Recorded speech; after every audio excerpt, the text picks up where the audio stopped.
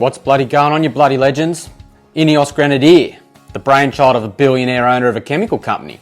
Judging by his idea to start up a car company from scratch, I think that chemical might be cocaine.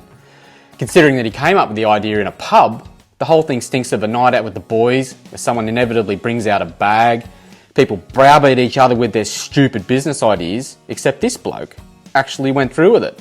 And, to add to that, he even named it after the pub. Honestly, what a legend. If this happened in Australia rather than Britain, the idea would have been conceived at an RSL and the plan would have been to carry out an armed robbery on a 7-Eleven.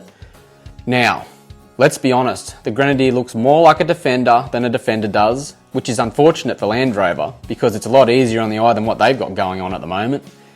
When everyone else is heading in the Luxo barge direction, Ineos has gone for a much more retro, rustic look. I wish Nissan would follow their lead and do something like this with the Patrol, you know, some sort of throwback to the GQ.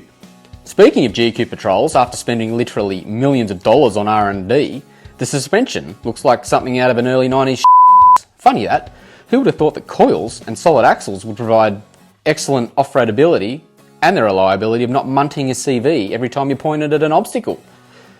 Honestly, they could have just put it on a GQ chassis, thrown the road-safe catalogue at it and spent the savings on more pints and tweed jackets. The tweed jacket definitely fits with the interior, that's for sure. You could also whack on a pair of aviators because the thing looks like the cockpit of an aircraft inside. The type of person who buys one of these will like playing with these switches, unlike a 79 owner who'd prefer to play with themselves. I sat in one of these on the Norwald stand at the show. The only thing I don't like is the ginormous footrest. It might be okay for a short king, but if you're over 5'5", it could be a pain in the ass for you. Right, now the good part, the power plants. You'd think with a name like Grenadier it'd be running a ZD30, but thankfully Ineos has half a brain and it's powered by one of two BMW straight six engines. You've got the option of a 3-litre turbo petty with 210 kilowatt and 450 newton meters, or a stump pulling twin turbo 3-litre diesel with 183 kilowatt and 550 newton meters.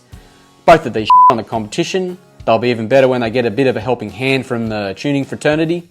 And BMW have always been good at making straight sixes, so hopefully this continues with the Grenadier.